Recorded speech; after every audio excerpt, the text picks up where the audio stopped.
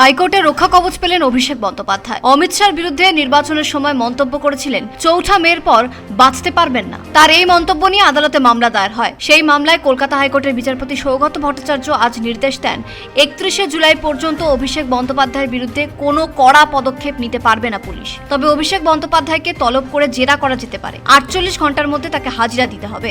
অভিষেক বন্দ্যোপাধ্যায়ের হয়ে মামলার শুনানিতে ছিলেন আইনজীবী কল্যাণ বন্দ্যোপাধ্যায়। বিচারপতি ভট্টাচার্য আইনজীবী কল্যাণ বন্দ্যোপাধ্যায়কে বলেন, আপনার মক্কেল তৃণমূলের সর্বভারতীয় সাধারণ সম্পাদক, ৩ বারের সাংসদ, তিনি কেন এমন দায়িত্বজ্ঞানহীন মন্তব্য করেন? নির্বাচনের আগে কেন এমন করা হবে? এই মামলার পরবর্তী শুনানি হবে ২০শে জুলাই। কল্যাণ বন্দ্যোপাধ্যায় বলেন, অপরাধ ও আচরণ দুটো আলাদা বিষয়। এক্ষেত্রে অপরাধ হয়েছে কিনা তা দেখা উচিত। আজ আদালত রক্ষা কবচ দিলেও ক্যানিং পশ্চিমের তৃণমূল বিধায়ক পরেশরাম দাসকেও। তার বিরুদ্ধে একাধিক ফৌজদারি মামলা রয়েছে। সেই মামলায় আগাম জামিন চেয়ে আবেদন করেন তিনি। ৩০শে জুন পর্যন্ত তার বিরুদ্ধে কোনো ব্যবস্থা নিতে পারবে না পুলিশ। তবে তার বিরুদ্ধে যে তদন্ত চলছে তা জারি থাকবে। ব্যুরো রিপোর্ট, পূবের কলম ডিজিটাল।